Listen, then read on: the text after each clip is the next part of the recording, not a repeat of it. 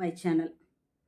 అందరూ అనుకునేటటువంటి మాట ఏంటి అంటే, ప్రతి ఒక్కరు కూడా నాకు రెస్పెక్ట్ ఇవ్వాలి, నన్ను గౌరవించాలి, నన్ను చూసిన వెంటనే హ్యాపీగా స్మైల్ ఇవ్వాలి. అందరూ నాకు బెస్ట్ కామెంట్స్ ఇవ్వాలి. నన్ను బాగా అప్రిషియేట్ చేయాలి. నేను ఏ చిన్న పని చేసినా కూడా నన్ను బాగా అభినందించాలి. నాకు గిఫ్ట్లు ఇవ్వాలి. ఇది చిన్నప్పటి నుంచి కూడా మనకి అలవాటైపోయింది. కానీ మనం మర్చిపోయినటువంటిది చిన్నప్పటి నుంచి ఇప్పటి వరకు ఏంటి అంటే, ఎప్పుడు మనం పక్కన వాళ్ళ దగ్గర నుంచి అప్రిషియేషన్స్ మాత్రమే ఎక్స్‌పెక్ట్ చేస్తాం గానీ, పక్కన వాళ్ళు ఏదైనా ఒక మంచి పని చేసినప్పుడు వాళ్ళను మనం అప్రిషియేట్ చేయాలి. వాళ్ళకు ఒక అభినందన అనేది చాలా ఇంపార్టెంటు. వాళ్ళు చేసినటువంటి కష్టాన్ని మనం గుర్తించాలి అనేది మనం మర్చిపోతాం. ఎందుకు అంటే మనకు ఇగో అడ్డొస్తుంది. నేనేంటి వాళ్ళని అప్రిషియేట్ చేసేదేంటి?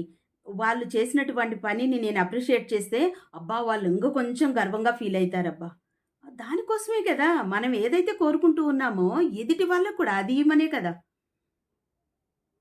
మనం అనుకునేది. అంటే మనం ఏది ఇస్తామో, ఏది ఇవ్వాలనుకుంటూ ఉన్నామో అదే మనకు ఎదుటి వాళ్ళు గూడా ఇస్తారు. అంటే మనకు పెద్దలు ఒక మాట చెప్తారు. సధర్మం అంటే ఏంటి అంటే, ఏదైతే ఎదుటి వాళ్ళ నుంచి నీవు ఎదురు కాగూడదు అనుకుంటావో, అలాంటి సిట్యుయేషన్ ఎదుటి వాళ్ళకు నువ్వు కల్పించకపోవడమే సద్ధర్మం అని చెప్తారు. అంటే ఏమి? ఎదుటి వాళ్ళ నుంచి మనం ఎప్పుడు కూడాను విమర్శలు అనేటివి ఫేస్ చేయాలని మనం అనుకోము.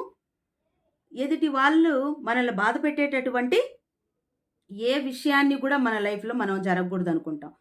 అలాంటి విషయమే నీవు ఎదుటి వాళ్ళకు కలిగించకపోవడమే సద్ధర్మం అని చెప్పారు. మరి అలాంటప్పుడు మనం ఎక్స్‌పెక్ట్ చేసేటప్పుడు ఇక్కడ ఇంకా ఒకటి మనం నేర్చుకోవాలి. చిన్నప్పటి నుంచి కూడా మనకు మనం చాలా వీడియోల్లో నేను మాట మీద నొక్కి ఒక్కానించి ఒక మాట చెప్తూ ఉంటాను. మన మాటే మనకి ఇబ్బంది పెడుతుంది అని. దాంతో పాటు ఇంకోటి ఏంటి అంటే, బాగా ప్రాక్టీస్ చేస్తే కానీ రానటువంటిది, ఎదుటి వాళ్ళలో ఉండేటటువంటి గుడ్ క్వాలిటీస్‌ని అబ్జర్వ్ చేసి, వాళ్ళను అభినందించడం కూడా, ఉన్నది ఉన్నట్టు చెప్పడం కూడా మనం ప్రాక్టీస్ చేస్తేనే వస్తుంది. మన మనసు అలవాటు చేసుకోవడానికి చాలా టైం పడుతుంది. కొద్దిమందిని చూస్తూ ఉంటాం.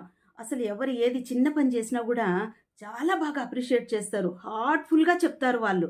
ఆ మాటల్లోనే మనకు అర్థమైపోతుంది. కొద్దిమంది నామ్‌కే వాస్తి అన్నట్టుగా ఏదో చూచి చూడనట్టు ఒక మాట చెప్పేసి వెళ్ళిపోతూ ఉంటారు. మనం ఏదైనా కూడా ఒక వస్తువును చూసినప్పుడు కానీ, ఒకరి విజయాన్ని చూసినప్పుడు కానీ, మనకు కావాల్సినటువంటి ఏవైనా మన కళ్ళెదురుగా ఎవరైనా అచీవ్ చేసినప్పుడు దాన్ని చూసి సంతోషపడితే మనకు ఆ ఈర్ష్య అనేది లేకుండా హ్యాపీగా మనం రిసీవ్ చేసుకోగలిగితే అప్పుడు మనకు యూనివర్సు అది మనకు కూడా చేరే విధంగా చేస్తుంది అని చెప్తారు. అంటే ఎప్పుడైతే పక్కన వాళ్ళ దగ్గర అది ఉంది అని జెలస్‌గా ఫీల్ అయ్యావనుకో, ఓహో! ఈళ్ళకిది అవసరం లేదా? అందుకే వాళ్ళకిది నచ్చట్లేదు అనుకోని అది నీ దరిదాపుల్లోకి గూడా రాకుండా పోతుంది అని మనం చాలా బుక్స్‌లో చదివుంటాము. చాలామంది చెప్తూ ఉంటే కూడా వినుంటాం. ఇది మెయిన్ పాయింట్. ఏదైతే నీకు కావాలి పక్కన వాళ్ళ దగ్గరున్నప్పుడు దాన్ని చూసి, అదే నా దగ్గరుంటే ఎంత బాగుండో అనుకుంటావో, అది పక్కన వాళ్ళ దగ్గరున్నప్పుడే హ్యాపీగా ఫీల్ అవ్వడం అనేది నేర్చుకోవాలి. పక్కన వాళ్ళని అభినందించడం నేర్చుకోవాలి. వాళ్ళలో ఉండేటటువంటి క్వాలిటీస్ గుర్తించి, వాళ్ళకి మనం అప్పుడప్పుడు మధ్య మధ్యలో ఒక ఎనర్జీలాగా అంటే వాళ్ళకు ఒక పాజిటివ్, నేను చేసేటటువంటి పని చాలా బాగుంది, అందరికి నచ్చుతుంది అని ఒక మైండ్ సెట్ మనం ఇవ్వగలిగాం వాళ్ళకు అంటే, వాళ్ళు చేసేదానికంటే కూడా 10 టైమ్స్ ఎక్కువగా ఇంకా కొంచెం ముందుకు వెళ్ళడానికి ఉపయోగపడుతుంది. అలాంటి ఫ్రీక్వెన్సీ ఏ ఫ్రీక్వెన్సీలో నువ్వు పక్కన వాళ్ళను అభినందించావో, అంతే మనస్ఫూర్తిగా దాన్ని నువ్వు రిసీవ్ చేసుకోవడానికి అతి తొందరలో మనం దగ్గరలో ఉన్నట్టు దాని అర్థం. కాబట్టి ముందు మనం సొసైటీ నుంచి ఏం కోరుకుంటాము? సధర్మం అనుకున్నాం గదా! ఆ సధర్మాన్ని పాటించాము అంటే ఆటోమేటిక్‌గా మనకన్నీ మనం రిసీవ్ చేసుకున్నట్టే. మనం ఎప్పుడు హ్యాపీగున్నట్టే.